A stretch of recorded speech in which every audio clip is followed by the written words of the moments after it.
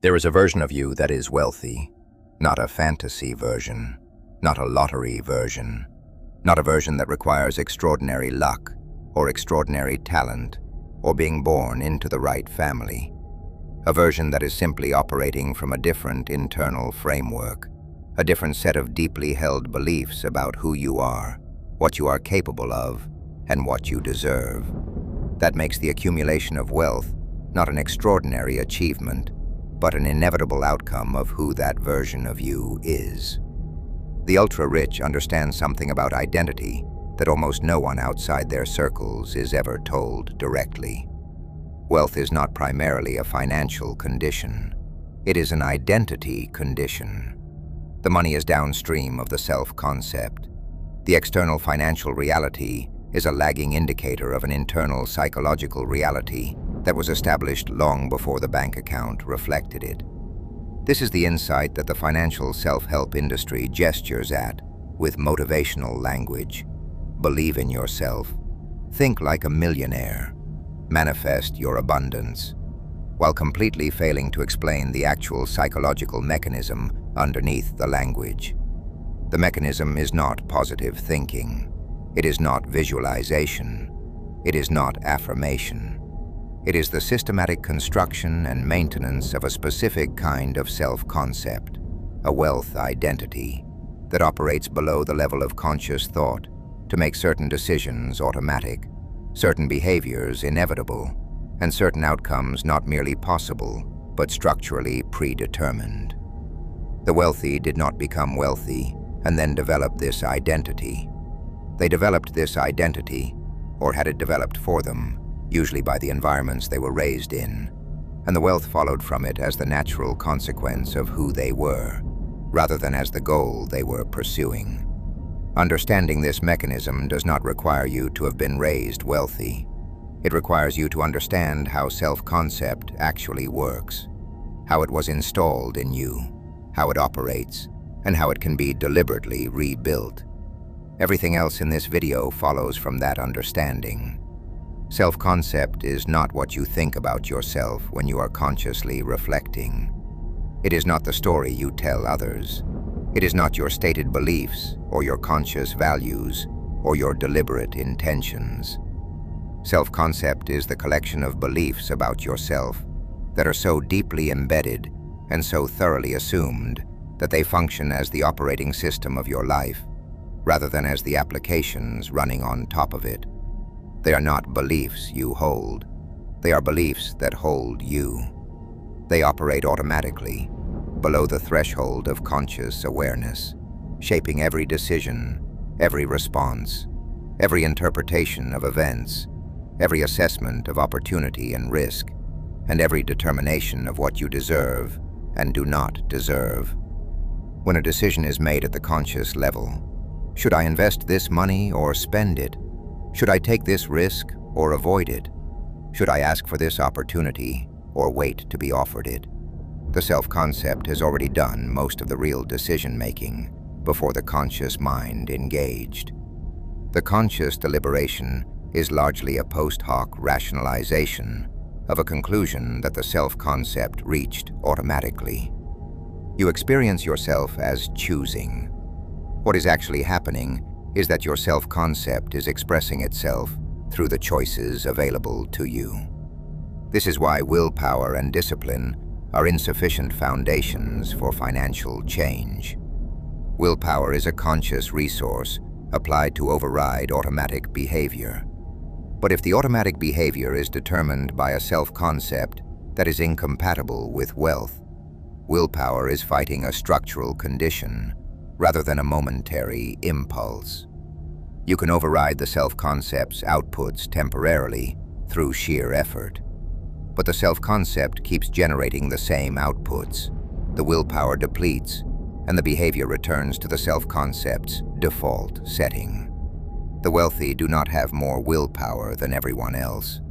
They have a different self-concept that generates different automatic behaviors: saving rather than spending, investing rather than consuming, pursuing opportunity rather than avoiding risk, expecting abundance rather than anticipating scarcity. without requiring the continuous expenditure of willpower, because the behaviors are not overrides, but expressions. The fundamental work of financial transformation is therefore not behavioral. It is not about building better habits or maintaining more discipline or following better systems.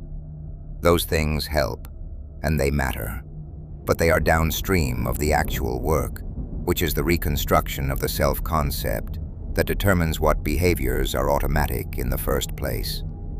The self-concept you currently operate from was not chosen by you. It was installed in you by your environment before you were old enough to evaluate what was being installed. Your family's explicit and implicit relationship with money, the things that were said and unsaid about wealth in your household, whether money was discussed as something that existed in your world or something that existed in other people's worlds.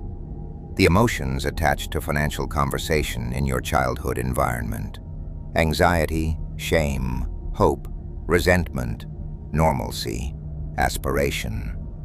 The financial behaviors modeled by the adults around you as the default way that people like you relate to money. The cultural and class messages about who gets to be wealthy and who doesn't, delivered through every story, every media representation, every observation of the difference between your world and the world you could see from a distance. All of this arrived in a period when you had no psychological defenses against it. Children absorb environmental messages about identity without filtering, without questioning, without the cognitive architecture required to evaluate whether what they are absorbing is accurate or limiting, or someone else's belief system being passed down because it was passed down to them. The messages simply become the operating system.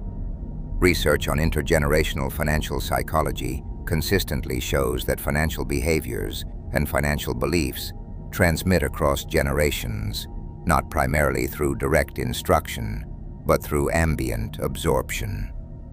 Children raised in households where financial anxiety was constant develop a financial anxiety baseline that they carry into adulthood, regardless of their actual financial circumstances. Children raised in households where financial discussion was shameful develop a shame association with money that prevents engagement with the financial decisions that would improve their situation. Children raised in households where wealth was something that happened to other people develop an identity framework in which wealth is not a category they belong to. None of these installed self-concepts are reflections of reality. They are reflections of the environment that installed them. They feel like reality because they operate at the level of assumed truth rather than examined belief. But they are no more accurate or inevitable than any other belief system that was absorbed rather than chosen. The wealthy who were raised in wealthy households did not earn their wealth identity any more than anyone else earned their poverty identity. Both were installed by their respective environments. The difference is not merit or deserving. It is the environment that did the installing. This matters because it means the installed self-concept is not a fixed characteristic of you. It is a set of beliefs that were absorbed under specific conditions and that can be examined, evaluated, and reconstructed under different conditions. The reconstruction is not easy. It is not fast. But it is possible in a way that feels impossible as long as the installed self-concept is treated as an immutable truth about who you are, rather than a historical artifact of where you came from. The wealth identity is not a single belief or a simple attitude. It is a complex, internally consistent framework of beliefs about self, money, time, risk, deserving, and possibility that operates as a unified system. Its components reinforce each other in ways that make the whole more powerful than any individual element. Remove one component and the others compensate. Reconstruct one component and the others begin to shift. Understand all of them, and you understand the complete psychological architecture that makes wealth not merely possible, but structurally inevitable for the person who holds it. Ownership as the natural relationship with value. The wealth identity holds ownership as the default orientation to value creation.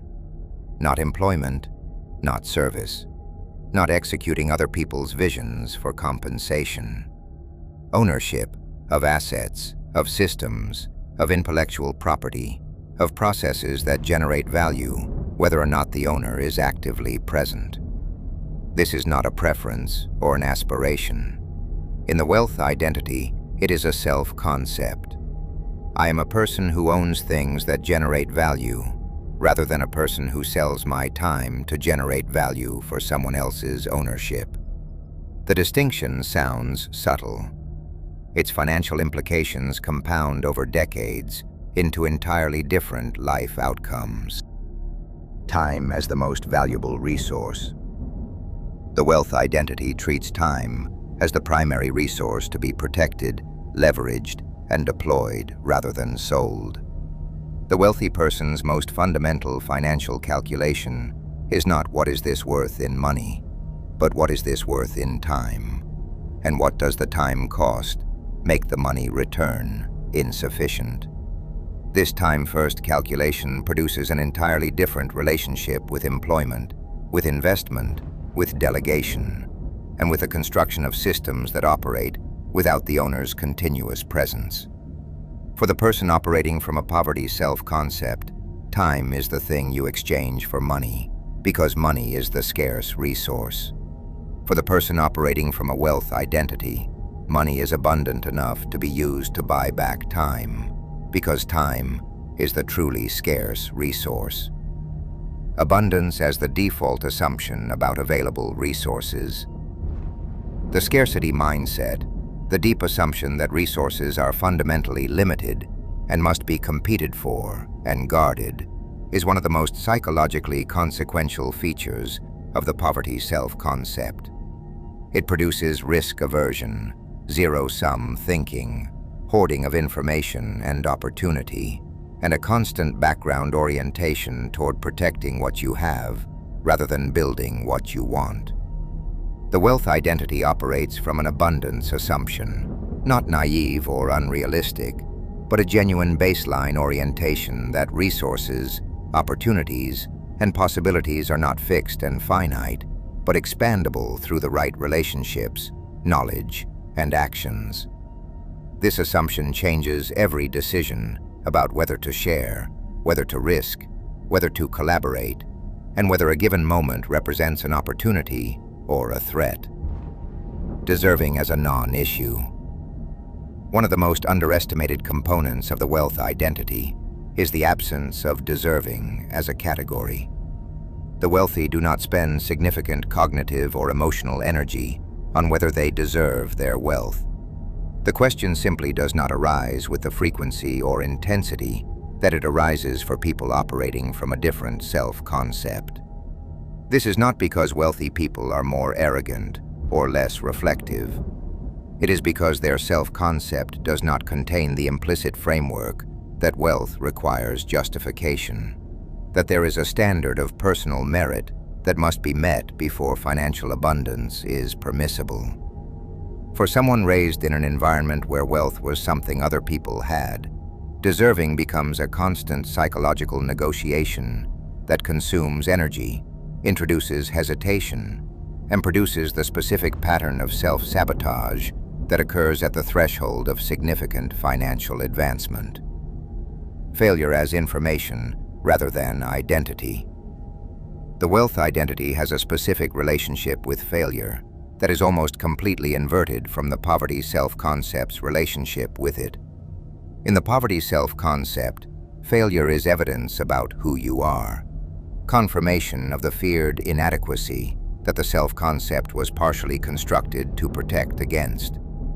It activates shame, produces withdrawal, and creates the pattern of risk avoidance that prevents the attempts that would eventually succeed.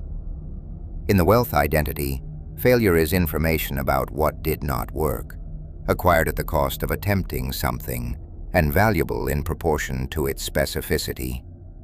The wealthy fail frequently. They fail at higher stakes than most people attempt, and they process the failure as data rather than as verdict. Network as infrastructure. The wealth identity treats human relationships not in opposition to, but as inseparable from wealth building. The wealthy invest in relationships with the same deliberateness they invest in financial assets.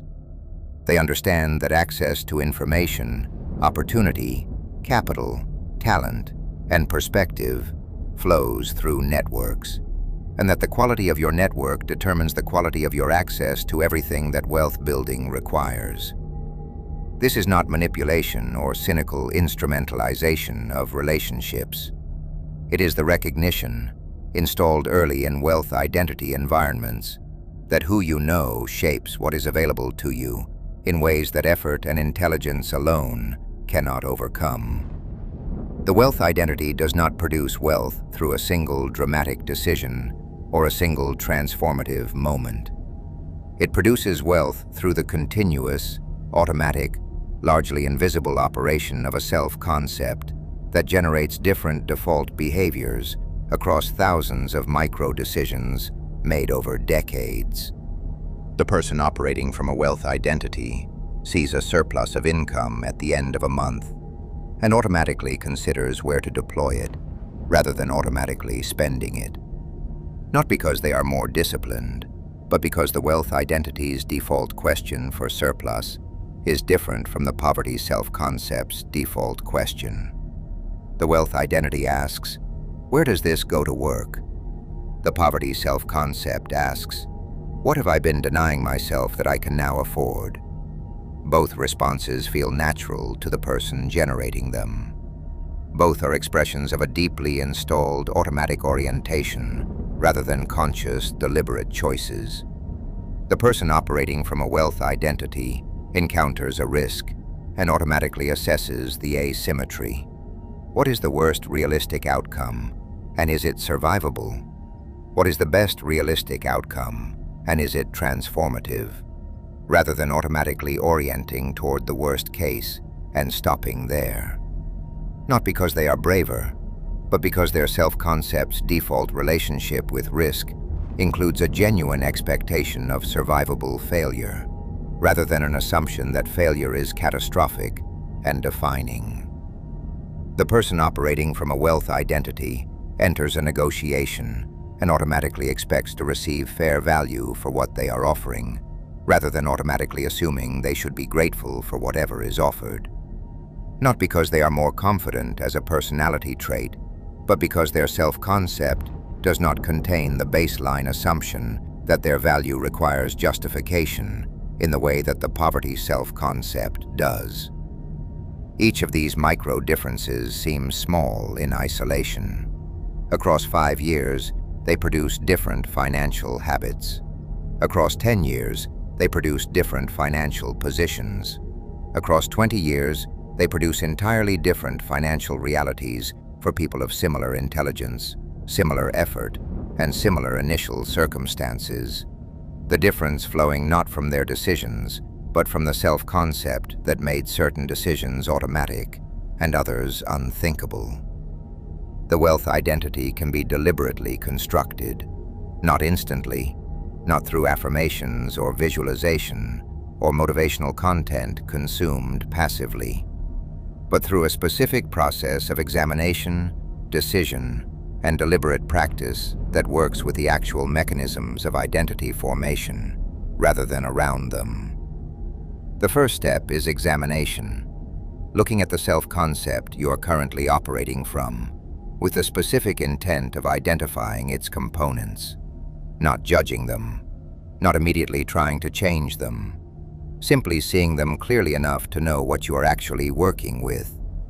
What do you believe about your relationship to money? Not what do you wish you believed, but what does your behavior reveal that you actually believe? What do you believe about risk, about deserving, about failure, about ownership, about time?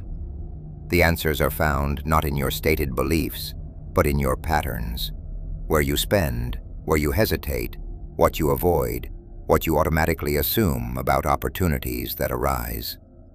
The second step is sourcing, tracing each identified belief to its origin. Not to assign blame, but to recognize that the belief is historical rather than factual. The belief that wealth is for other people did not arrive in you as a truth about reality.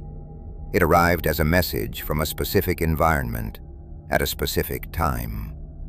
Identifying the source separates the belief from the apparent truth and creates the psychological space to evaluate it as a choice rather than as a given. The third step is deliberate replacement, not the suppression of the old belief, but the construction of a new one that is practiced consistently enough to become automatic. This is where the behavioral work begins, not as the primary mechanism, but as the practice that embeds the new belief.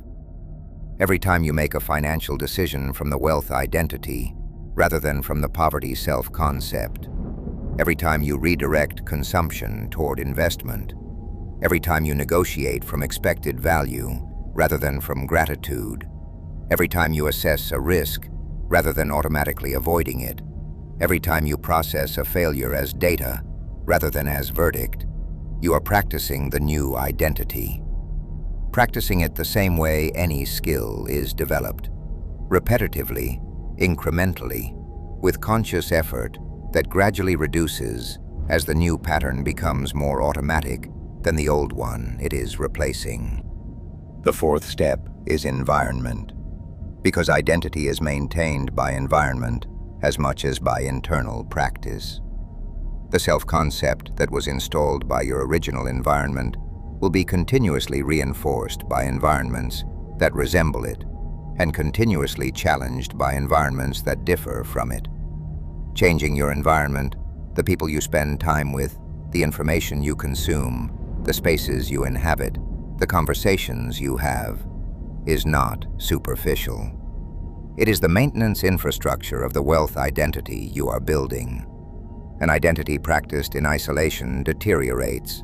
An identity practiced in a supportive environment compounds. This is dark psychology, not because the wealth identity is sinister, but because the mechanisms that prevent most people from developing it are. The poverty self-concept that was installed in most ordinary people by their environments did not arrive accidentally. It arrived as the natural output of systems, educational, cultural, media, financial, that were built and maintained by people whose interests were served by the majority, remaining in a financial self-concept that made wealth-building behaviors automatic for them and automatic self-limitation the default for everyone else. The financial education that was withheld from mass education. The consumption identity that was installed through decades of advertising. The scarcity mindset that debt architecture reinforces. The approval-seeking that grading psychology produces. The salary definition of success that the credential system installs. All of these are not just financial traps. They are identity traps. They are mechanisms for installing and maintaining a self-concept in which wealth is for other people. Risk is to be avoided. Ownership is not the natural orientation. And the gap between ordinary and wealthy is a matter of luck or birth, rather than the predictable output of two different internal operating systems. The dark psychology is not in the wealth identity itself. The dark psychology is in the systematic effort to ensure that the wealth identity remains the property of those who were born into environments that installed it, while everyone else receives an identity installation that makes their continued economic subordination automatic rather than chosen. Understanding this does not make the reconstruction easy. The installed self-concept is real, it is deep, and it was reinforced for decades before you encountered this framework. But it makes the reconstruction possible in a way that it is not possible as long as you believe your financial position reflects who you fundamentally are, rather than who your environment made you. You are not your installed self-concept. You are the person capable of examining it, evaluating it, and deciding to build something different in its place. That decision is the beginning of the wealth identity, not the completion of it, the beginning. and the beginning is everything.